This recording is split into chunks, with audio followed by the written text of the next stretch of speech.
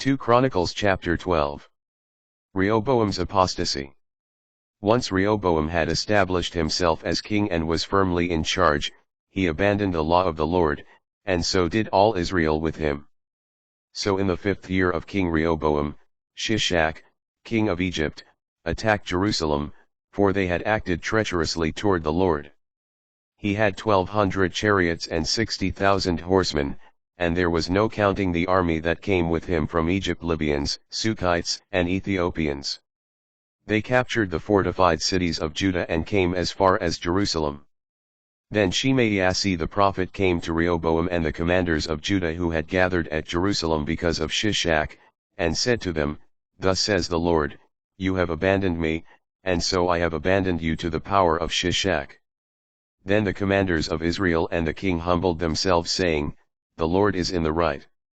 When the Lord saw that they had humbled themselves, the word of the Lord came to Shimei, "Because they have humbled themselves, I will not destroy them, I will give them some deliverance, and my wrath shall not be poured out upon Jerusalem through Shishak. But they shall be his servants. Then they will know what it is to serve me and what it is to serve the kingdoms of the earth." Thereupon Shishak, king of Egypt, attacked Jerusalem and took away the treasures of the house of the Lord and the treasures of the house of the king. He took everything, including the gold shields that Solomon had made. To replace them, King Rehoboam made bronze shields, which he entrusted to the officers of the attendants on duty at the entrance of the king's house. Whenever the king visited the house of the Lord, the attendants would carry them, and then return them to the guard room.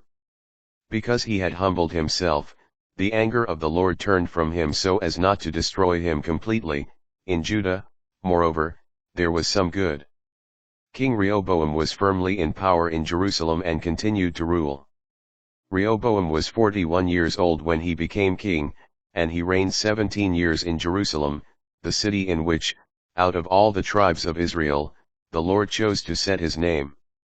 His mother's name was Naamah, the Ammonite. He did evil, for he had not set his heart to seek the Lord. The acts of Rehoboam, first and last, are recorded in the history of Shimei the prophet and of Iddo the seer, his family record. There were wars between Rehoboam and Jeroboam all their days. Rehoboam rested with his ancestors, he was buried in the city of David. His son Abijah succeeded him as king.